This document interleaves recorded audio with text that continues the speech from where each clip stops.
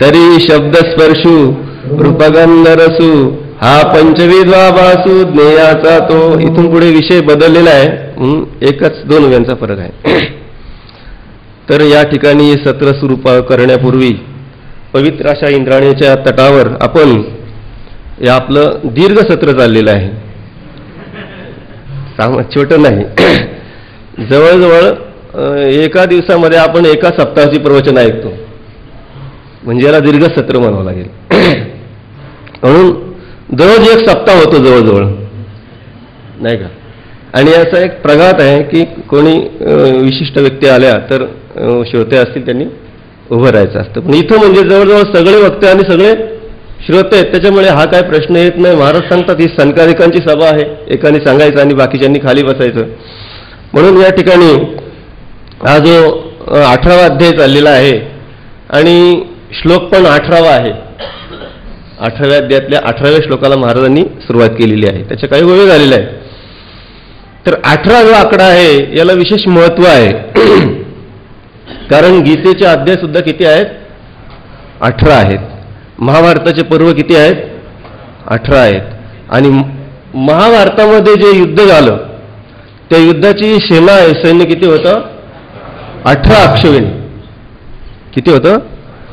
18 अक्षौहिणी. त्याच्यामध्ये पांडवांकडे जे महारथी होते ते पण 18च होते. बरंच चिंतन आहे याच्याविषयी. म्हणून 18 जो आकडा आहे तो फार महत्वाचा आहे. म्हणून याला अष्टादशा असं म्हणतात. पण यावर्षी थोडे दिवस वाढले, कारण त्या मागच्या प्रवचनात मी सांगितलं सत्रामध्ये की महाराजांना दसरा कसं काय बाजूला ठेवावा, म्हणून त्याला दसऱ्याला पण याच्यामध्ये सामील करून घेतलं, म्हणून दिवस वाढले नाही. दसरा पण याच्यामध्ये गेला. दसरा दिवाळी तोची आम्हा सण म्हणून. आणि आता दिवाळी तर सुरू झालेलीच आहे. म्हणून आता जास्त वेळ न घेता आपल्या विषयाकडे वळू. तरी शब्दस्पर्शू रूपगंध रसू हा पंचविध आभासू ज्ञेयाचा तो. शब्द, स्पर्श, रूप, गंध आणि रस हे जे 5 विषय आहेत यालाच काय म्हणतात? ज्ञेय म्हणतात. त्याला दृष्टांत दिलेला आहे. जैसे एकेची च्यूत फळे इंद्रिया वेगळे वेगळे रसे प्रमणे फर्टिजे स्पर्शे. दृष्टांत दिला माऊलींनी. दृष्टांत देण्याची एक पद्धत एकदम सुंदर अशी पद्धत आहे माऊलींची. एकच आंबा आहे. आता आंब्याचे दिवस येतील, आता पण आंबे मिळतात. ज्यावेळेला आंब्याचे दिवस येतील त्यावेळेला आपण बाजारामध्ये जातो आणि बाजारामध्ये गेल्यानंतर एवढे आपल्याला डोळ्याला आंबे दिसतात, भरपूर अशा पेट्या पेट्या भरलेल्या असतात. आणि मग ज्या वेळेला एखाद्या पेटीकडे तो आकर्षित होतो आंब्याच्या आणि पाहतो त्यावेळेला कोणता रूप आहे? विषय आहे रूप विषय आहे. आंबे ज्या त्याला दिसतात पण रूप विषयावर जाऊन चालत नाही. तर ते आंबे व्यवस्थित खरोखर रत्नागिरी हापूस आहेत का राजापुरी आहेत का, त्याच्यामध्ये पण बरेच प्रकार आहेत. इथं आळंदीमध्ये तर सगळं फसवणूकच होते आंब्यांची. म्हणून तिथे बरं हे आंबे असतात सामान्य आणि भाव घेतात हापूसचा, आणि आपल्याला आनंद होतो हापूस आंबे आणले बरं का, हापूस आणले असा आनंद होतो आपल्याला. गेला बाजारामध्ये, गेल्यानंतर पाहिले आंबे, पहिला काय बघितला? रूप विषय बघितला. नंतर त्यांनी काय केलं? म्हटले जरा व्यवस्थित रस होईल की नाही बघू. मग त्याला काय केला? हात लावला. हात लावल्यावर कोणता विषय झाला? स्पर्श विषय झाला. आणि त्यांनी पहिला आपला शब्द विषय राहिला की आता बाजारामध्ये हापूस आंबे आलेले आहेत, हे कानाने ऐकलं. शब्द झाला, रूप झाला, त्याच्यानंतर स्पर्श झाला. आता कोणता राहिला? रस विषय, गंध विषय राहिला. हा तो आंबा त्यांनी हाताने हात लावला, उचलला आणि म्हटले बरोबर एकानं वास घेऊन बघू. हा कोणता झाला? गंध विषय. त्याच्यानंतर म्हणतो त्या दुकानदाराला, तो जे विकणारे असतात, गोड लागेल का? तो म्हणतो करा टेस्ट, नाही का. काय काय गिऱ्हाईक असं असतात टेस्ट करता करताच पोट भरून घेतात. सर्व ठिकाणी टेस्ट करायचं, घ्यायचं कुठंच नाही. बरं ते दुकानदार पण एवढे हुशार असतात, जे आपल्याला टेस्ट करण्याकरता देतात तो चांगला माल असतो आणि जो देतात आपल्याला तो दुसराचा माल असतो. म्हणून या ठिकाणी या आंब्याचे जैसे एकची च्यूत फळे म्हणजे आंब्याचं फळ इंद्रिया वेगवेगळे रसे वर्णे परिमळे भेटीजे स्पर्शे त्याप्रमाणे तैसे ज्ञेय तरी एकसवे परिज्ञान इंद्रियद्वारे हे म्हणून प्रकारे पाची झाले. तैसे ज्ञेय तरी एकसरे ज्ञेय एकच आहे परिज्ञान इंद्रियद्वारे घे म्हणून पाचे प्रकारे झाले. ज्ञेय एकच आहे इंद्रियद्वारे घे म्हणून त्या एकाच ज्ञेयाचं पंचज्ञानेंद्रियांच्याद्वारे ते विषय घेतल्यामुळे घे म्हणून प्रकारे पाचे झाले. त्याचे किती प्रकार झाले? शब्द स्पर्श रूप रस आणि गंध असे 5 प्रकार झाले. आणि समुद्री योगाचे जाणे सरेल आणि पासी धावणे का फळी सरे धावणे सस्याचे जेवी. समुद्री योगाचे जाणे ज्या वेळेला संपूर्ण नद्यांचा प्रवाह समुद्रामध्ये जाऊन पोचतो तुका म्हणे गंगा सागर संगमी तैशा झाल्या उर्मी एकमय. त्याप्रमाणे सगळ्या नद्या ज्या आहेत त्या समुद्राला जाऊन मिळतात आणि ज्या वेळेला समुद्राला जाऊन मिळतात त्यावेळेला त्यांचं जे वाहन आहे ओघाचे जाणे नद्यांचे ओघच्या ओघ समुद्राला जाऊन मिळतात आणि समुद्राला जाऊन मिळाल्यानंतर त्या ठिकाणी काय होतात त्या सर्व ते ओघ आहेत ते काय होतात थांबतात. त्यांचं वाहन काय होतं थांबतं. किंवा माऊली दृष्टांत सरे लाणीपासी धावणे. लाणी म्हणजे मुक्काम. आपण ज्या मुक्कामाला आपल्याला जायचं आहे त्या मुक्कामापर्यंत आपण पोचलो का आपली जी धावाधाव आहे मुक्कामाला पोचण्याची जी धावाधाव आहे ती मात्र संपून जातं. उदाहरणार्थ आपल्याला वारीला पंढरपूरला जायचं आहे नाही का नाचत जाऊ त्याच्या गावारी खेडिया बघा आलाच. किती जरी मनुष्य म्हटला मी ओळखू शकणार नाही तरी त्याला लोक बरोबर ओळखणार. आमच्या कोकणामध्ये एवढ्याला ल म्हणतात खेलिया. कुठे अभंग काल्याचं कीर्तन होतं चला वळू गाई बैसू जेवू एके ठाई तर ते चाल म्हणाले चला वलू गाई चला वलू गाई असे म्हणायचे आणि कीर्तनकार होते आपल्या आळंदीचे ते फार हसायचे म्हणायचं काय चला वलू काय चाललेलं आहे नाही का. तर भाषा आहे ती आपली लपत नाही. सरेल आणि पासी धावणे आपली धाव तिथपर्यंतच. एकदा आपण पंढरपूरला जाऊन पोचलो का आता धावाधाव नाही. सरेल आणि पासी धावणे. अजून माऊली दृष्टांत देतात का फळी सरे वाढणे सस्याचे जेवी. फळी वाढणे सरे जेवी सस्याचे वाढणे फळी सरे. एकदा धान्य तयार झालं पीक तयार झालं की त्या पिकाची जी वाढ आहे ती संपूर्ण थांबते. तैसे इंद्रियांच्या वावटी धावतया ज्ञानाजे तटी होय ते गा किरीटी विषय ज्ञेय. ज्ञेय कशाला म्हणतात हे माऊली सांगतात. तैसे इंद्रियांच्या वावटी धावतया म्हणजे इंद्रियांच्या प्रवाहामध्ये धावणाऱ्या वृत्ती ज्ञानाजे तठी ज्या ठिकाणी वृत्तीज्ञान ज्या ठिकाणी थांबतं स्थिर होतं होय ते गा किरीटी विषय ज्ञेय. ज्या विषयावृत्ती थांबली त्या विषयाला काय म्हणतात ज्ञेय म्हणतात. एवं ज्ञातया ज्ञानाज्ञेया तिही रूप केले धनंजया हे त्रिविध सर्व क्रिया प्रवृत्ती जाण. याप्रमाणे एवं याप्रमाणे ज्ञातया ज्ञानाज्ञेया तिही रूप केले धनंजया. हे अर्जुना याप्रमाणे ज्ञाता ज्ञान आणि ज्ञेय या तिघांचं वर्णन करून सांगितलं. तिही रूप केले हे त्रिविध सर्व क्रिया प्रवृत्ती जाण. आणि सर्व क्रियांची जी प्रवृत्ती आहे कर्माची जी प्रवृत्ती आहे जीव या कर्मा संपूर्ण कर्मामध्ये प्रवृत्त होतो तो कशामुळे होतो या त्रिपुटीमुळे. ज्ञाता ज्ञान आणि ज्ञेय हे कशा करतायत त्रिविध सर्व क्रिया प्रवृत्ती जाण. हे 3 प्रकार जे आहेत ते सर्व क्रियांची काय आहे कर्माची प्रवृत्ती आहे. जे शब्दादी विषय हे पंचविध ज्ञेय तेची प्रिय का प्रिय एकेची परिचय. हे शब्दादी विषय हे जे 5 विषय आहेत शब्द स्पर्श रूप रस आणि गंध हे पंचविध ज्ञेय यालाच 5 प्रकारचं ज्ञेय म्हणतात. आणि ज्ञाता ज्ञेयापर्यंत जाऊन ज्यावेळेला पोचतो त्याची प्रिय का अप्रिय एकेची परिचय.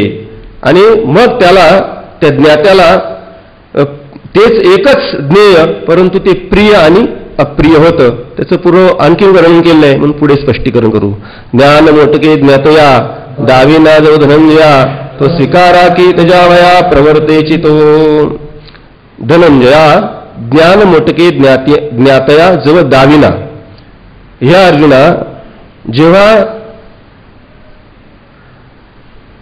शब्दाचे जे विषय आहेत त्या ज्ञात्याला त्या विषयांचं थोडंसं ज्ञान होतं न होतं, तोच काय होतं, तो स्वीकारा की तजाया प्रवृत्तीची, तो ज्ञाता आहे, तो वृत्ती ज्ञानाने कुठे गेला, विषयापर्यंत गेला, म्हणजे ज्ञेयापर्यंत गेला. आणि ज्ञेयापर्यंत गेल्यानंतर तो स्वीकारा की तजाया प्रवृत्तीची, तो काय करतो, मग त्याचा स्वीकार करायचा का त्याग करायचा याच्यासाठी तो प्रवृत्त होतो. त्याला विषय आवडला तर स्वीकार करतो, आणि विषय आवडला नाही तर काय करतो, त्याग करतो. दृष्टांत देत आहेत माऊली. परी मीना ते देखोनी बकू, जैसा निधाना ते रंकू, का स्त्री देखोनी कामुकू प्रवृत्ती धरी. मीना ते देखोनी बकू, बगळा आहे, त्या बगळ्याने माशाला पाल्यानंतर काय करतो, तो त्या ठिकाणी प्रवृत्ती धरतो. परी मीना ते देखोनी बकू, जैसा निधाना ते रंकू. निधान म्हणजे ठेवा, त्या ठेव्याला पाहिल्यानंतर, धनाला पाहिल्यानंतर दरिद्री मनुष्य काय करतो, रंक म्हणजे दरिद्री, तो काय करतो, प्रवृत्ती धरतो. कारण श्रीमंत मनुष्य निदानाची प्रवृत्ती, जे धन आहे त्याची प्रवृत्ती धरणार नाही, कारण त्याच्याजवळ भरपूर आहे, नाही का. किती असलं तरी माणसाची प्रवृत्ती असतेच, पण तो एखादा संतुष्ट असेल तर तो म्हणतो बाद झालं, एवढं धन आपल्याला बाद झालं, जास्त काय करायचं नाही. पण जो रंक असतो, ज्याला मिळतच नाही, तो मात्र प्रवृत्ती धरतो. याचं उदाहरण द्यायचं म्हणजे ज्या वेळेला आपण त्र्यंबकेश्वरला जातो, त्र्यंबकेश्वरला यात्रेला जातो आणि तिथे गेल्यानंतर तिथली परिक्रमा करतो. त्या परिक्रमा करताना काही त्या ठिकाणी आदिवासी गाव आहे, आणि मग ती जी मुलं आहेत ती आपल्या मागे एवढी लागतात, खाऊ दे ना तर पैसे दे, खाऊ दे ना तर पैसे दे, कोणीतरी, बरोबर आहे ना. म्हणजे त्याचा अर्थ असा आहे, खायला काहीतरी द्या आम्हाला, ते नाही दिलं तर पैसे द्या, असं त्याचा अर्थ आहे.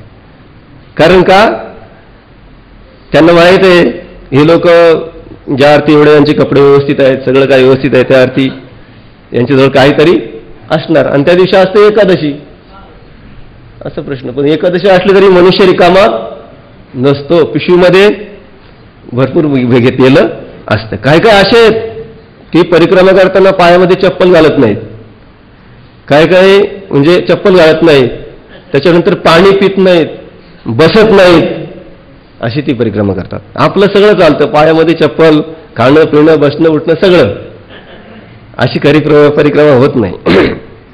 म्हणून जैसा निधाना ते रंकू, त्याच्याकरता दृष्टांत सांगितला. का स्त्री देखोनी कामू प्रवृत्ती धरी, स्त्री देखोनी कामुकू, कामुकू स्त्री देखोनी प्रवृत्ती धरू. एखादा कामुक मनुष्य असल्यानंतर स्त्री पाहिल्यानंतर तो काय करतो, त्या ठिकाणी प्रवृत्ती धारण करतो. जैसे खालारा धावी पाणी, भ्रमर पुष्पाची घाणी, नाना सुटला सांगवणी वत्सची पा. जैसे खालारा धावे पाणी, माणूस सांगतात ज्याप्रमाणे पाणी हे खालच्या बाजूला धावतं, उताराकडे धावतं, खालारा धावे पाणी. पाणी आपण जमिनीवर टाकल्यानंतर कुठं जातं, ते ज्या बाजूला उतार आहे त्या बाजूला ते वाहून जातं. जैसे खालारा धावे पाणी, भ्रमर पुष्पाची घाणी, आणि जो भ्रमर आहे तो फुलाच्या सुगंधाकडे धावतो. भ्रमर कुठे धावतो, फुलाचा जो सुगंध आहे त्या सुगंधाकडे भ्रमर धावतो. अजून माणूस दृष्टांत देतात, नाना सुटला सांजवणी वत्सची पा, नाना सुटला सांजवणी वत्सची पा. किंवा जे लहान वासरू असतं, सांजवणी म्हणजे संध्याकाळच्या वेळेला गाय दोहन करायच्या वेळेला त्या वासराला सोडावं लागतं. कारण गाय जी दूध देते ती कोणाकरता येते, वासरा करता देते. जो शेतकरी आहे त्याच्याकरता किंवा इतर कोणाकरता देत नाही. म्हणून वत्सची पात, त्याला पहिल्यांदा सोडावं लागतं, नंतर गाय दूध देते. अगा स्वर्गीची उर्वशी, ऐकून जेवी माणूसी, वराता लाविती आकाशी यागांची हा. अगा स्वर्गीची उर्वशी ऐकोनी, जेवी माणूसी, वराता लाविती आकाशी यागांची हा. मग स्वर्ग सुख भोगी जे मनोहर, त्याच्या अगोदर काय म्हणती, संसारी जन्मी जे यज्ञादी कर्म की जे. मग स्वर्ग सुख भोगी जे मनोहर, स्वर्गीची उर्वशी ऐकून. काही लोकांनी, याज्ञिकांनी काय केलं, स्वर्गीची उर्वशी, स्वर्गामध्ये एक अप्सर आहे, उर्वशी आहे असं त्यांनी ऐकलं, आणि मग तिची प्राप्ती करून घेण्याकरता वराता लाविती आकाशी यागांची या, आकाशामध्ये यज्ञांच्या काय करतात, शिड्या लावतात. कारण यज्ञ केल्यानंतरच तिथं स्वर्गामध्ये प्रवेश आहे. स्वर्गातलं तिकीट काय आहे, यज्ञ. यज्ञ केल्यानंतर मनुष्य स्वर्गामध्ये जातो. म्हणून त्या ठिकाणी जाण्याकरता प्रयत्न करतात. पै पारिवा जैसा किरीटी, चढला नभाची पाठी, पारवी देखून लोटी अंगची सगळे. अजून माऊली एका चढ एक दृष्टांत देतात. जैसा पारिवा जैसा किरीटी. किरीटी म्हणजे अर्जुना. किरीटी शब्दाचा अर्थ तुम्ही ऐकलेलाच आहे. चढला नभाची पाठी किंवा नभाची पोटी. पोटी पण आहे ना, दोन्ही पाठ आहे. कारण नभाला पाठही आणि नाही पोटही नाही का. चढला नभाची पोटी किंवा पाठी. पारवा जैसा किरीटी. पारवा नावाचा एक पक्षी आहे. तो जणू काय आकाशाच्या पोटामध्ये गेला, म्हणजे फार खोल केला किंवा पाठीमध्ये गेला, वर चढला गेला तो. आणि मग एवढा उंच उंच तो जातो गेल्यानंतर. जशी गिधाडे उंच जातात, गरुड वगैरे. ते लंकेमध्ये ते रामायणामध्ये सांगतात, तो संपाती बरोबर ना. जटायू आणि संपाती हे दोन भाऊ होते, त्यांचा दृष्टांत सांगतात. आणि त्यांच्यामध्ये चढावड लागली. सूर्याला स्पर्श करायला कोण जातो. आता काही कशी काय शर्यत आहे नाही का. सूर्याला स्पर्श करायचा आहे. आणि बराच त्यांनी प्रयत्न केला आणि दोघं काय पोचू शकले नाही. आणि एकाला त्या सूर्याचा ताप सहन न झाल्यामुळे तो कुठे जाऊन पडला, समुद्राच्या काठावर जाऊन पडला. म्हणून पारवा जैसा किरीटी, उंच आकाशामध्ये गेला. आणि उंच गेल्यानंतर त्याला एकदम आठवण आली की आपली पारवी खालीच राहिलेली आहे, असं माऊली दृष्टांत देतात. आणि नंतर तो आला वरून खाली येत असताना, आठवण झाल्यानंतर तो खाली येत असताना माऊली म्हणतात, पारवी देखून लोटी अंगची सगळे. आता त्याला माहिती आहे आपण जर पंखाने या ठिकाणी येण्याचा प्रयत्न केला तर आपल्याला वेळ लागेल, आणि वेळ लागू नये म्हणून तो काय करतो, पारवी देखून लोटी अंगची सगळे. या ठिकाणी ज्ञेयाचा विचार चाललेला आहे. हे ना घनगर्जना सरिसा, मयूर ओवांडे आकाशा, ज्ञाता ज्ञेया देखून तैसा धावची घे. ज्ञातानी ज्ञेयाला पाहिल्यानंतर कसा धाव घेतो याच्याकरता माऊलीने दृष्टांत दिले आहेत. हे ना घनगर्जना सरिसा. आकाशामध्ये घनगर्जना, मेघांचा गडगडाट झाल्यानंतर तो का म्हणे, मेघ नाचवी मयूर असं म्हटलेलं आहे. किंवा मेघे संभोखीला मोरू जायसा अशी पण मेघे संभोखीला मोरू जायसा. घनगर्जना सरिसा. आकाशामध्ये घनगर्जना झाल्याबरोबर मयूर ओवांडे आकाशा. जो मोर आहे तो आकाशाकडे धाव येतो. त्याप्रमाणे ज्ञाता ज्ञेया देखोनी तैसा धावच गे.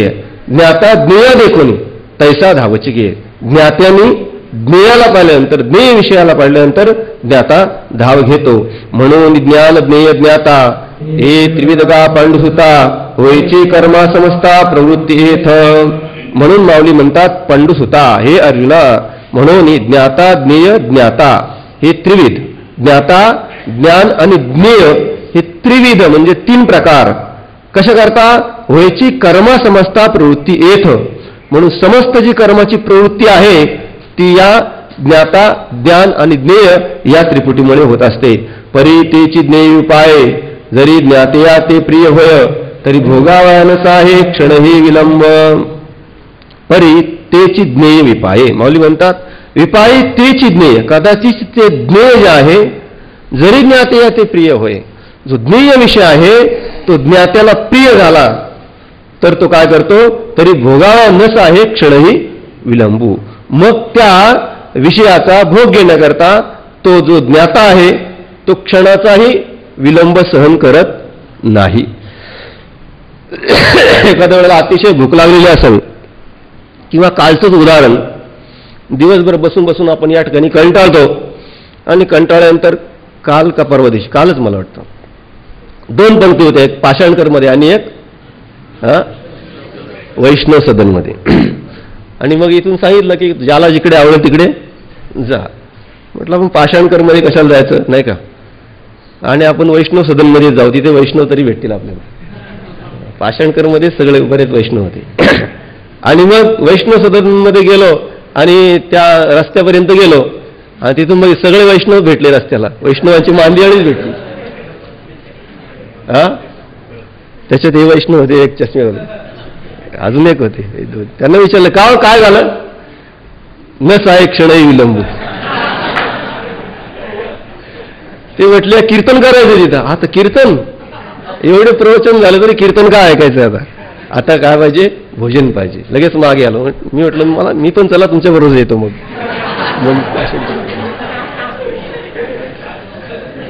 आणि मग पाषाणकर मध्ये गेलो.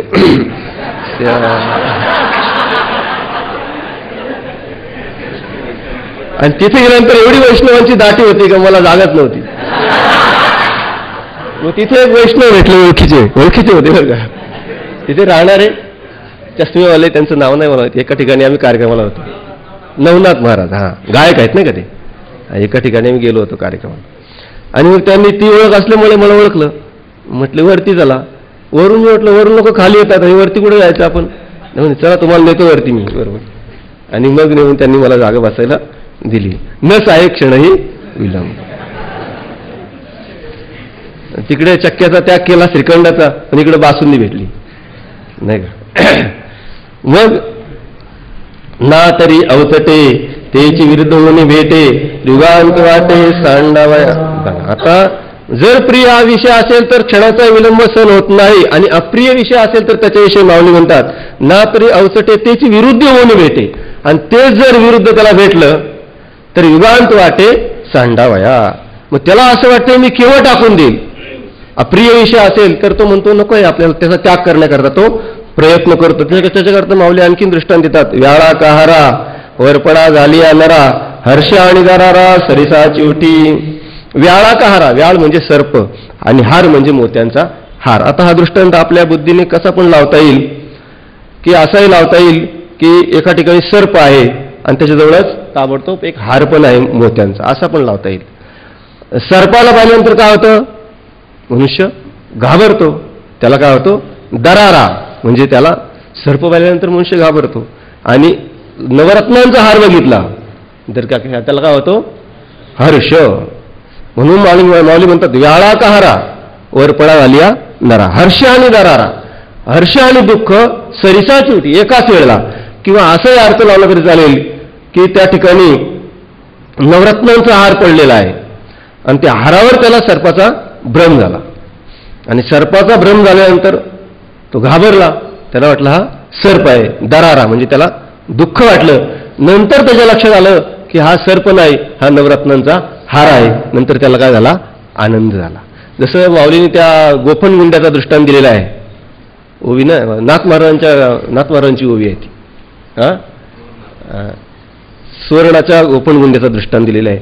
ज्या वेळेला तो सावकाराच्या मुलाने तो गोपणीमध्ये तो दगड, सोन्याचा दगड ठेवून मारला, असा बाहेर सोडला, भिरकावला पक्षी म्हणून, आणि एक वारकरी जात होता तिथून नाही का, त्याच्या पाठीमध्ये जाऊन तो पडला. अतिशय दुःख झालं त्याला, अतिशय दुःख झालं. त्याला असं वाटलं की आता जो आणि दगड ज्याने मारले त्याच्या नरडीचा घोटच घेतो, त्याला सोडतच नाही. एवढं त्याला दुःख झालं. पाहतो तो, म्हणतो किती मोठा दगड आहे बघू. पाहायला लागला माग, तर तो सोन्याचा दगड आहे. ते हे विषय वैराग्य, आत्मलाभाचे सौभाग्य. म्हणजे आपलं विषय वैराग्य असं आहे, असं त्यानं म्हणायचं.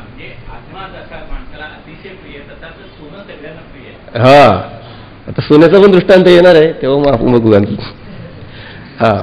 हरिका आणि दरारा, हर्ष आणि दरारा सरसा चिवटी.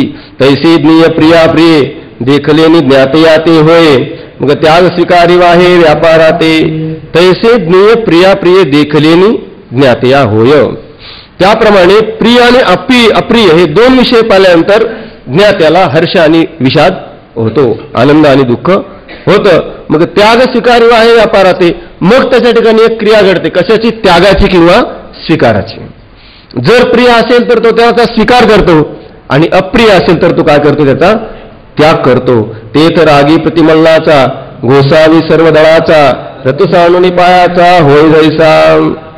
या ठिकाणी दृष्टांत देत आहेत माऊली. रागी प्रतिमल्लाचा म्हणजे एखादा प्रतिमल्लाचा रागी, मल्ल, युद्ध कुस्ती खेळणारे मल्ल, आणि त्याने ठरवलं की आपल्याला एखादा कुस्ती खेळावा कोणतरी मिळावा, म्हणून त्यांनी काय केलं, गोसावी सर्व दळाचा. जो एक राजा आहे आणि तो राजा रथामध्ये बसून चाललेला आहे. सर्व दळाचा गोसावी, चतुरंग दळ आहे, हस्तीदळ, सगळं पायदळ, घोडदळ, हे सगळं सैन्य आहे. आणि नंतर तो जात असताना, सर्व लवाजमासह जात असताना त्याने समोर का बघितला? एक पैलवान बघितला. आणि पैलवान बघितल्यानंतर तो काय होतो? रथू सानुनी पायाचा होय जायचा. नंतर वास्तविक तो रथामध्ये बसलेला आहे, त्याला खाली उतरण्याची काय गरज आहे?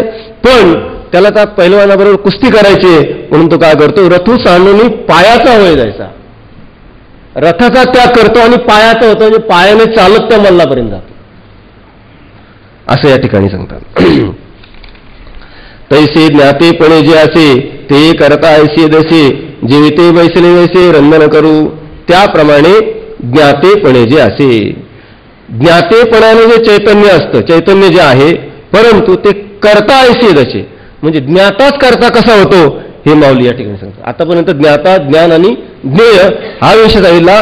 परत तो ज्ञाता करता कसा होतो, आणि तो करता झाल्यानंतर परत कर्ता, करण आणि कर्म ही त्रिपुटी पुढे सांगणार आहेत. त्याच्याकरता माऊली दृष्टांतात, जेविते बैसले जैसे रंधन करू. मग हे कसं झालं? ज्ञाता असून करता काय झाला? तो कसं काय झाला?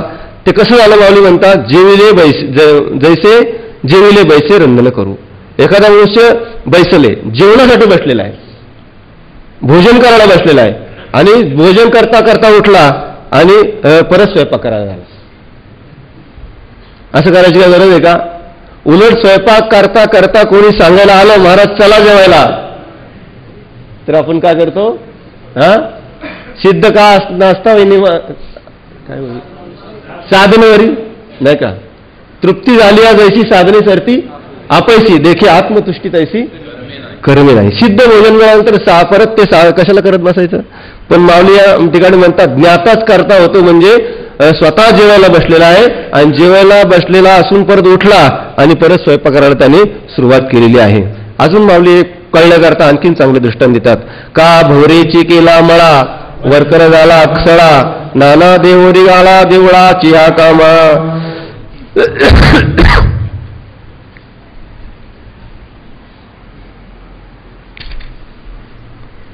का भोवरीची केला मळा.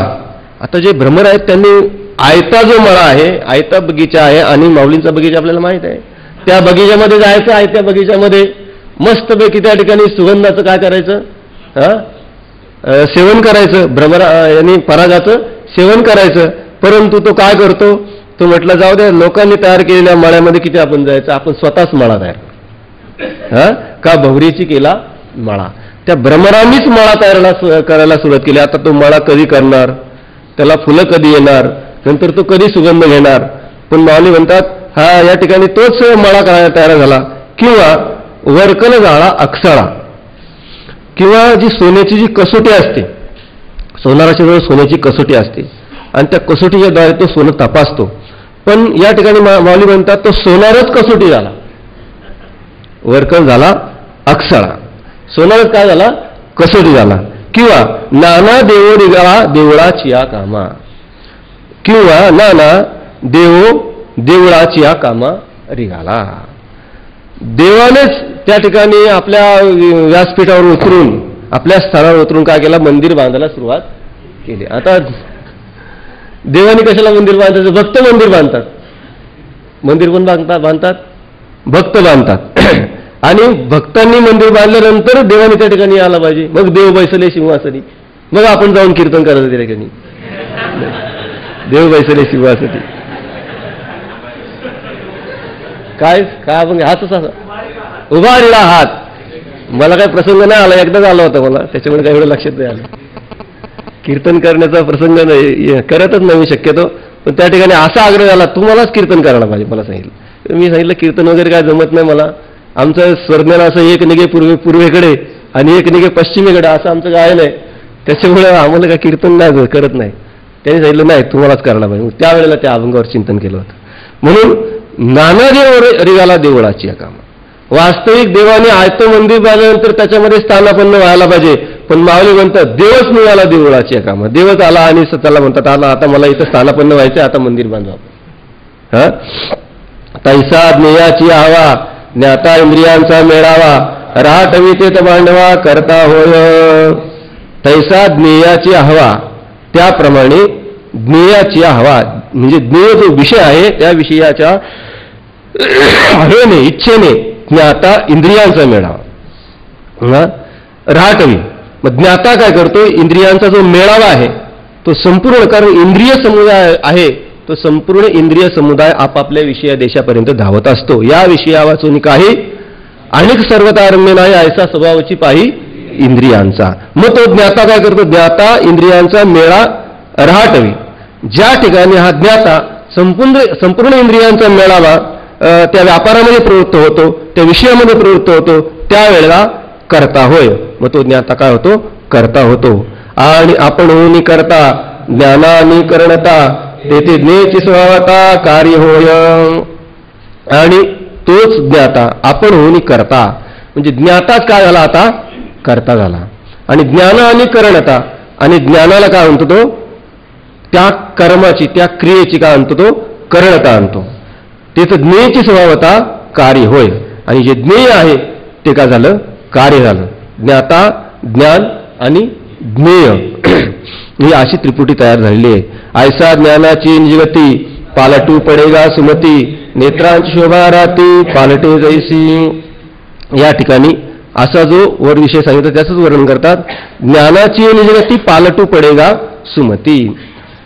ज्ञानाची जी गती आहे म्हणजे ज्ञाना या ठिकाणी ज्ञाताच ज्ञान आणि ज्ञेय अशा 3 विभागामध्ये प्रवृत्त झाला. पालटू पडेगा सुमती असा त्या ठिकाणी ही प्रवृत्ती म्हणजे झालेला आहे. त्या ठिकाणी ज्ञाता, ज्ञान आणि ज्ञेय ही जी त्रिपुटी आहे तीच करता, करण आणि कर्म या रूपाला आले. नेत्राची शोभा राती पालटे जायची. याच्याकडे दृष्टांत देतात. नेत्राची शोभा राती पालटे जायची. दिवसा आपल्याला ज्याप्रमाणे नेत्रांचा उपयोग होतो तसा रात्री तेवढ्या प्रकाराने होत नाही. त्याप्रमाणे का अदृष्ट गालिया उदासू पालटे श्रीमंताचा विलासू पौर्णिमे पाठी शीतांशू पालटे जैसा. अदृष्ट गालिया उदासू, अदृष्ट उदास झाल्यानंतर पालटे श्रीमंताचा विलासू. किती श्रीमंत असला तरी त्याचा जो विलास आहे श्रीमंतीचा तो काय होतो, पालटून जातो. मग तो काय होतो, दरिद्री होतो. राजा असलेला रंक होतो, श्रीमंत असलेला दरिद्री होतो. पालटे श्रीमंतीचा विलासू. कारण का, अदृष्ट झाली उदास. अदृष्ट उदास झालं आणि अदृष्ट जर चांगला असेल तर भाग्याचे नि बडसे उद्यमाचे नि मिसे संपत्ती जात किंवा समृद्धी जाता पैसे घररी घे.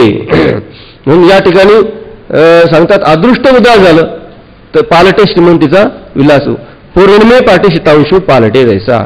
पौर्णिमे पाठी पौर्णिमेच्या नंतर शीतांशू पालटे. शीतांशू म्हणजे चंद्र. पालटे जैसा म्हणजे पौर्णिमेला त्याचा जो पूर्ण प्रकाश असतो तो मात्र पौर्णिमेनंतर राहत नाही.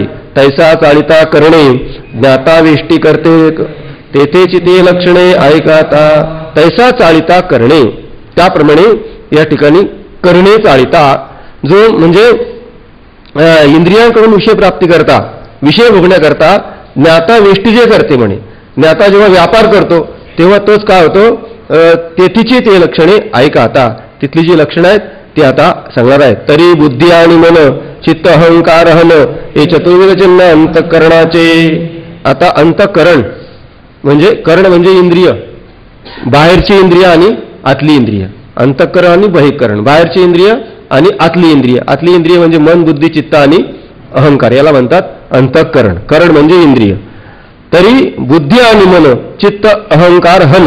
बुद्धी मन चित्त अहंकार हे चतुर्विध चिन्ह अंतःकरणाचे. हे 4 प्रकारचे अंतःकरणाचे चिन्ह सांगितलेले आहेत. बुद्धी ज्या वेळेला निश्चय करतो त्यावेळेला त्याला बुद्धी नाही. एकाच अंतःकरणाला एकाच अंतःकरणाचे 4 भाग म्हणजे एकाच अंतःकरण वृत्तीला 4 नावं येतात. ज्या वेळेला संकल्प करतो त्यावेळेला त्याला मन म्हणतात. संकल्प विकल्पात्मकम मनः. आणि बुद्धी ज्यावेळेला निश्चय करते त्यावेळेला बुद्धिश्चान निश्चयात्मिका पंचदशीमध्ये श्लोक आलेला आहे. त्यावेळेला त्याला त्या वृत्तीला बुद्धी असं म्हणतात. आणि ज्यावेळेला चिंतन करतं त्यावेळेला त्याला चित्त नाव येतं. आणि अहंकार धारण करतं त्यावेळेला त्याला अहंकार हे नाव येतं. बाह्य त्वचा श्रवण चक्षुरसना घ्राण हे पंचविध गाण इंद्रिय गा. आतली इंद्रिय सांगितली, आता बाहेरची इंद्रिय सांगतात. बाह्य त्वचा श्रवण चक्षु रसना घ्राण. त्वचा श्रवण त्वगेंद्रिय श्रवणेंद्रिय चक्षु आणि रसनेंद्रिय आणि घ्राणेंद्रिय. 15 अध्यायामध्ये यांचं नाव एका अर्ध्या श्लोकामध्ये श्रोत्रं चक्षुस्पर्शनांचे रसनम घ्राणमेवच असा विषय आलेला आहे. त्वचा श्रवण चक्षु रसना घ्राण ही 5 ज्ञानेंद्रिय, हे पंचविध गाण इंद्रिय गा. ही 5 प्रकारची इंद्रिय आहेत की ज्या इंद्रियामुळे आपल्याला पंचविषयाचं ज्ञान होतं. ते तर आतुलेत व करणे करता कर्तव्या घे उमाणे जरी सुखाय. ते तर आतुलेत व करणे म्हणजे त्यांना असं म्हणायचं जी आतली जी करणं आहेत म्हणजे मन बुद्धी चित्त आणि अहंकार यांच्या ठिकाणी ज्या वेळेला वृत्ती निर्माण होत त्याच वेळा तो पुढच्या कर्मामध्ये प्रवृत्त होतो. याचा विचार माऊलीने सांगितलेला आहे. मनीची नाही ते वाचेशी उमटेल काय. आवडे ते वृत्ती किरीटी आधी मनवणीची उठी मग ते वाचा दिठी करासी. आणि मनातच नसेल वाचूनी मनीची नाही ते वाचेशी उमटेल काय. बीविन भुई अंकुरीचा असे जे मनामध्ये नाही ते वाचेमध्ये कसं प्रवृत्ती होईल तोच विषय या ठिकाणी सांगतात. जे आतुले तो करता कर्तव्या घे उमाने मग ते जरी जाणे सुखा येते. आणि मग करता ज्या वेळेला त्या ठिकाणी त्या विषयापर्यंत इंद्रिय जातात त्यावेळेला त्यांना सुख किंवा दुःख प्राप्त होतो. तरी बाहिरली तीही चक्षुरादिके दाई उठवलाही व्यापारासुये. आणि मग ही जी अंतःकरणाच्या बाहेर असलेली चक्षुरादिके दाई संपूर्ण इंद्रिय 10 पंच ज्ञानेंद्रिय आणि पंच कर्मेंद्रिय. पंच ज्ञानेंद्रिय आता वरच्या ओळीमध्ये सांगितली, वरच्या याच्यात सांगितली. पंच कर्मेंद्रिय वाक पाणी पाद गुद आणि उपस्थ ही पंच कर्मेंद्रिय आणि पंच ज्ञानेंद्रिय चक्षुरादिके 10 उठवणी लवलाही व्यापारासुये. आणि मग ही संपूर्ण त्या जागृत होऊन त्या व्यापारामध्ये त्या क्रियेकडे प्रवृत्त होतात. मग तो इंद्रिय कदंबू कर विजय तव राबू तो कर्तव्याचा लाभू हातासी. आणि मग तो इंद्रिय कदंबू म्हणजे इंद्रिय समुदाय 10 इंद्रियांचा समुदाय करविजय तव राबू तोपर्यंत सगळे ते इंद्रिय व्यापार करतात की जो कर्तव्याचा लाभू हाताशी आहे. जोपर्यंत कर्माचा म्हणजे कर्तव्याचा लाभ आपण जे काही कर्म केले त्या कर्माचा लाभ आपल्या हातापर्यंत येत नाही तोपर्यंत ही संपूर्ण इंद्रिय कदंबू म्हणजे संपूर्ण इंद्रिय समुदाय काय करतो व्यापार करत असतो प्रयत्न करत असतो. व्यवहारामध्ये पण आपण बघतो जोपर्यंत फल मिळत नाही कर्माचं तोपर्यंत माणसं कर्मामध्ये प्रवृत्त होतात.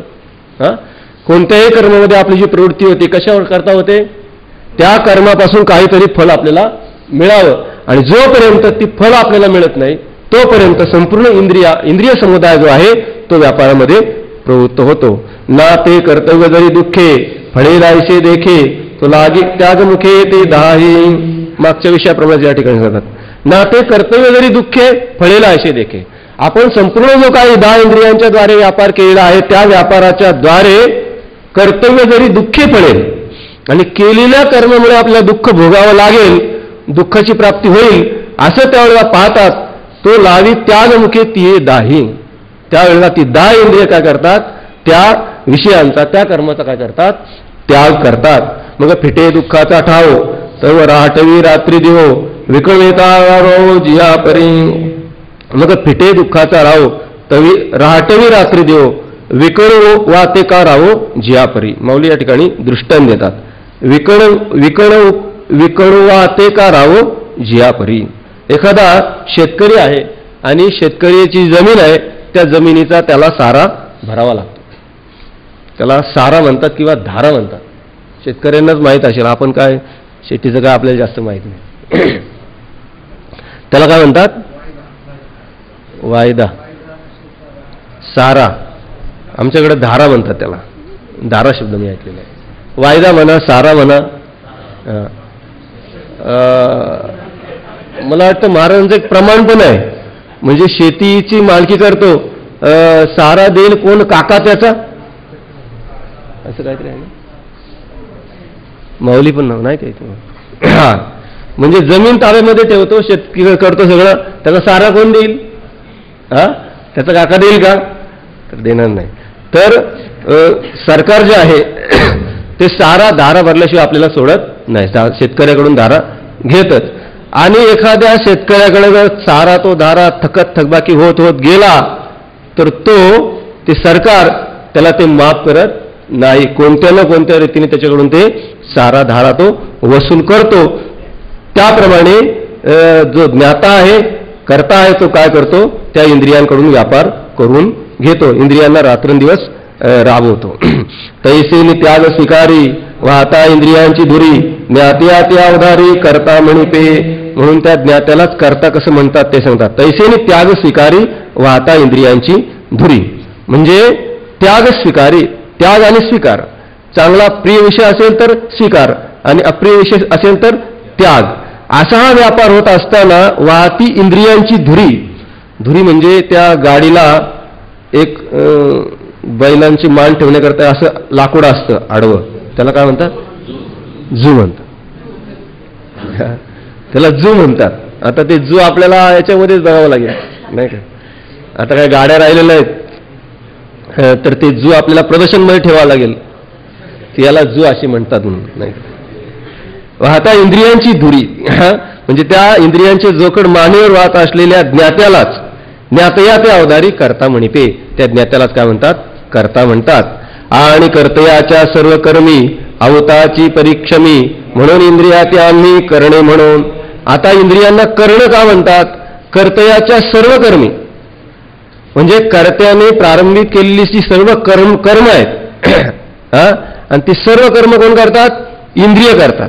अवताची परीक्षमी, ती अवताप्रमाणे इंद्रिय दणकट आहेत असं त्यांनी इथे सांगितलंय. आणि म्हणून मागे पण झालं, इंद्रिय बैलाची पेटी न म्हणे आवसी पहाटी, विषय क्षेत्रीय आटी काडी बली, 13व्या अध्यायामध्ये विषय आलेले. म्हणून इंद्रिया ते आम्ही करणे म्हणो. आणि म्हणून या इंद्रियांना काय म्हटलेलं आहे, करण म्हटलेलं आहे. आणि हेची करणेवरी करता क्रिया ज्या उभारी, त्या व्यापे त्या अवधारी कर्म जेथ. करता कशाला म्हणतात, करण कशाला म्हणतात हे सांगितलं, आता कर्म कशाला म्हणतात ते सांगतात. म्हणून हेची करणेवरी म्हणजे इंद्रियांच्या द्वारे, करणांच्या द्वारे जे काही करता ज्या क्रिया आवडतो, करता क्रिया ज्या उभारी. करता जो आहे, कर्माचा जो करता आहे, तो करता जेवढे काही कर्म करतो त्या व्यापे ते अवधारी कर्म जेत. त्या व्यापे ते अवधारी म्हणजे कर्त्याने ज्या क्रिया व्यापलेल्या त्याला म्हणतात कर्म. म्हणून त्या क्रिया कशा व्यापलेल्या त्याच्याकरता माऊली दृष्टांत देतात. सोनाराच्या बुद्धी लेणे व्यापे चंद्रकरी चांदणे, विल्लाळपणे वेली जायसी. सोनाराच्या बुद्धी लेणे व्यापे, सोनाराच्या बुद्धीने काय केलं असतं, अलंकाराला व्यापलेलं असतं. सोनाराच्या बुद्धी लेणे व्यापे आणि त्या लेण्यामधले सोनं पण व्यापे नाही का. सोनाराच्या बुद्धीला सोनंच दिसतं, सोनाराच्या बुद्धी लेणे व्यापे. सोनाराच्या बुद्धीकडून लेण्याकडे पाहिल्यानंतर सोन्यासहित लेणे व्यापे. चंद्रकरी चांदणे व्यापे. आणि चंद्रकरी म्हणजे चंद्राच्या किरणांनी, करी म्हणजे हात, चंद्रकरी किंवा चंद्राचे हात, किरण आहे त्याच्या हात आहेत, म्हणून त्या चंद्राच्या किरणांनी चांदणे व्यापलेलं असतं. अजून माऊली सांगतात का व्यापे वेल्लाळपणे वेली जैसी, किंवा वेली वेल्लाळपणे व्यापे जैसी. वेली जी असते ती व्यापलेली असते, वेल्लाळपणे म्हणजे सौंदर्याच्या विस्ताराने वेली ही व्यापलेली असते. नाना प्रभा व्यापे प्रकाशू गोडिया इक्षुरसू, हे असो अवकाशू आकाशी जैसे. नाना प्रभा व्यापे किंवा प्रकाशू प्रभा व्यापे, प्रभा प्रकाशू व्यापे किंवा प्रभा व्यापे प्रकाशू म्हणजे प्रभेने प्रकाश व्यापलेला असतो. गोडिया इक्षुरसू व्यापे, गोडिया इक्षुरसू, इक्षुरसू म्हणजे ऊस, त्या गोडीने उसाला व्यापलेलं असतं. कारण संपूर्ण उसाच्या मुळापासून तर वरपर्यंत काय असतो, त्या उसामध्ये रस असतो आणि तो गोड असा रस असतो. गोडिया इक्षुरसू व्यापे, हे असो अवकाशू आकाशे व्यापे जैसा. किंवा अवकाश म्हणजे पोकळी, आकाश म्हणजे काय, पोकळी, जागा मोकळी, त्याला म्हणतात अवकाश. आणि त्या अवकाशाने आकाशाला व्यापलेलं आहे. अवकाशाने काय केलेलं आहे, आकाशाला व्यापलेलं आहे. जिथे ते अवकाश आहे तिथे संपूर्ण आकाशच आहे. जेवढा आकाश आहे त्या संपूर्ण आकाशाला अवकाशाने व्यापलेलं आहे. तैसे कर्तयाची या क्रिया व्यापिली जगन्या, ते कर्मगा बोलावया आन नाही. तैसे कर्तयाच्या क्रिया धनंजया जे व्यापिले. धनंजया तैसे कर्तयाच्या क्रिया जे व्यापिले. हे अर्जुना, कर्त्याच्या संपूर्ण क्रियांनी जे व्यापलेलं आहे ते कर्मगा बोलावया आन नाही. त्याला म्हणतात कर्म असं म्हणतात. ते कर्मगा बोलावया आन नाही. त्याला निश्चितपणे सांगण्यासारखं असं दुसरं काही विरुद्ध नाही, म्हणजे त्याला कर्मच असं म्हणतात. एवं कर्ता कर्म करण या तीचे लक्षण सांगितले तुझं शिक्षणा शिरोमणी. हे चक्षण शिरोमणी हे चतुर असलेल्या अर्जुना, एवं कर्ता कर्मण करण या तीचे लक्षण तुझं सांगितले. याप्रमाणे कर्ता कशाला म्हणतात, कर्म कशाला म्हणतात आणि करण कशाला म्हणतात. कर्ता कर्म करण ही जी त्रिपुटी आहे या तिघींचेही लक्षण, या तिघांचेही लक्षण सांगितले. तुला हे तिघांचेही लक्षण सांगितलेलं आहे. एत ज्ञाता ज्ञान ज्ञेय हे कर्माचे प्रवृत्तीत्रय तैसेची कर्ता करण कार्य हा कर्मसंचय. म्हणून याच्यामध्ये ज्ञाता ज्ञान ज्ञेय हे कर्माचे प्रवृत्तीत्रय. हे जे ज्ञाता ज्ञान आणि ज्ञेय ही जी त्रिपुटी आहे ते कर्माची, याच्याद्वारे या त्रिपुटीच्या द्वारे कर्माची प्रवृत्ती होते. श्लोकामध्ये सांगितलं याचं चिंतन की याची कर्मामध्ये या तिघांची प्रवृत्ती होते. तैसेची कर्ता करण कार्य हा कर्मसंचय आणि कर्ता करण आणि कार्य हा काय आहे, कर्माचा संग्रह आहे. वन्नी ठेविला अशी धुमू आथी बिजी जेवी द्रुमू का मनी जोडे कामू सदा वैसा. त्याच्याकरता दृष्टांत देत माऊली. वन्नी ठेविला असे धुमू. वन्नीमध्ये का असतो, धूर असतो. जी ओली लाकडं असतात आणि ती पेटवल्यानंतर त्याच्यातून जो वन्नी निघतो त्याच्यामध्ये धूर असतो. हे आपल्याला माहिती. यत्र यत्र धुमः तत्र तत्र वन्नी. अनुमानामध्ये आपण बघितले वन्नी ठेविला असे धुमू. आथी बिजी जेवी द्रुमू. जेवी बिजी द्रुमू आथी. ज्याप्रमाणे बीजामध्ये वृक्ष साठवले असतो याचं वर्णन केलं लावले. सविस्तर वटत्व ऐसे बीजकणिके माझे असे आणि बीजकणू साठवे वटी. बीजकणू वसे वटी जेवी. सविस्तर वटत्व ऐसे. आता वडाचं झाड काय कमी मोठं असतं का? हा, फार त्या वडाचा एवढा मोठा वाढ विस्तार. सविस्तर वटत्व ऐसे बीजकणिके माझे असे. आणि वडाची बीज किती लहान असतं. एवढ्या लहानशा बीजामध्ये एवढा वटाचा विस्तार, वटविस्तार साठवलेला असतो. तेच मौली या ठिकाणी म्हणतात की जेवी द्रुमू बीजे आथी. ज्याप्रमाणे वृक्ष त्या बीजामध्ये असतो. का मनी जोडे कामू सदा जैसा. किंवा मनामध्ये का म्हणजे इच्छा. प्रत्येकाच्या मनामध्ये काही ना काहीतरी इच्छा असते. कारण काम शब्दाचा अर्थ इच्छा केलाय. इदम नेस्यात इच्छा काम शब्दिता. ते तर इच्छा आहे कुमारी झाली, ते कामाची या तारुण्य आली, ते द्वेषेशी मांडली वराडिक. तैसा करता क्रिया करणी कर्माचे आहे जिंतवणी सोने जैसे खाणी सुवर्णाची. आता या ठिकाणी माऊली दृष्टांत सांगतात की सोने जैसे खाणी सुवर्णाची. सोने जर आपल्याला यायचं असेल तर कुठे जावं लागेल, सोन्याच्या खाणीमध्ये सोन्याचा शोध घ्यावा लागेल. आता आपल्याला आपण एक घडलेली घटना बघितली. एका साधूला दृष्टांत झाला की किती टन सोनं आहे, 1000 टन. किती? ज्या साधूला सोन्याची स्वप्न पडतात त्याला साधू म्हणावं का?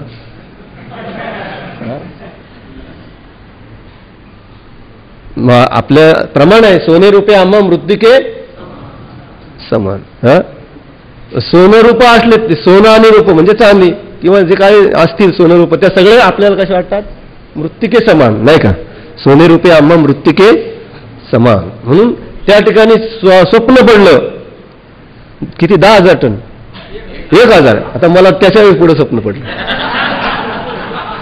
1,000 टन सोनं आणि स्वप्न पडलं आणि ते सरकारला सांगितलं आणि सरकारला पण स्वप्न पडलं ते काढायचं.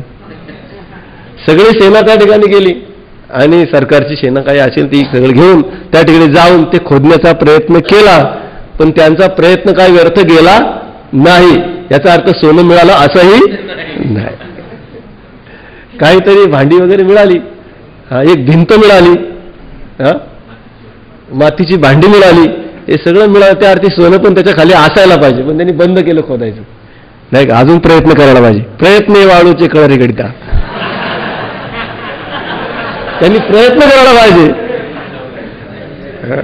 आता इथं वाळूचे कण रगडतात, इथं साक्षात सोनं आहे तरी पण ते प्रयत्न करत नाही. सोने जैसे खाणी सुवर्णाची, सुवर्णाच्या खाणीमध्ये सोनं शोधावं लागेल. त्याप्रमाणे आपला सिद्धांत असा आहे, कर्ता क्रिया करणे कर्माचे आहे जिंतवणे. ही जी त्रिपुटी आहे, कर्ता क्रिया आणि करणे, कर्ता कर्म आणि करण, ही जी त्रिपुटी आहे कर्माची आहे जिंतवणी. म्हणजे या त्रिपुटीमुळे कर्म जे आहे कर्माला जिंतवणी म्हणजे कर्माचं जीवन, कर्माचं जगणं या त्रिपुटीवर आहे. म्हणून हे कार्य मी करता ऐसे आती जेत पण होता आत्मादुरी समजता क्रियापासा. आता या ठिकाणी सांगतात की म्हणून हे कार्य मी करता ऐसे आती जेत पंडू होता. हा संपूर्ण प्रकार कार्य कर्ता म्हणजे कर्ता कर्म आणि क्रिया हे जे आहे या सगळ्यापासून त्याचं आत्मादुरी समजता क्रिया पासावा आहे. या ठिकाणी तुमच्या काळामध्ये काय आहे? क्रिया पासोनी, क्रिया पासी म्हणजे पाठ आहे दोन. तर या संपूर्ण क्रियेपासून आत्मादुरी एर आत्मतत्व उदासीन, आताच ओळी गेली आपली मागे 2 दिवसापूर्वी, ते हेतुना उपादान ना करी अंगे संवाद कर्मसिद्धीचे. तैसी क्रिया किरणच आहे, त्या ठिकाणी कोणतीही क्रिया नाही. अक्रियेचे व्यापाराचे गाडे मोडिताही अपाडे, अक्रियेचे न मोडे पाऊल केही. म्हणून त्या ठिकाणी आत्मा मात्र समस्त क्रियापासून जेवढ्या काही क्रिया घडतील त्या संपूर्ण क्रियापासून आत्मा मात्र दूर आहे. त्या क्रियेमध्ये तो सापडत नाही. या लागी पुढत पुढती आत्मा वेगळाची सुमती, आता असोय किती जाणसाशी तू. या लागी म्हणून पुढत पुढती आत्मा वेगळाची सुमती. हे सुमती शुद्ध बुद्धी असलेल्या अर्जुना, आत्मा वेगळाची, कर्मापासून क्रियेपासून आत्मा वेगळा आहे. आता असो, आता म्हणतात थांबा या ठिकाणी, किती जाणशी तू, आणि हे सगळं विवेचन, कारण तू जाणताच असल्यामुळे आता हे विवेचन या ठिकाणी आपण थांबू.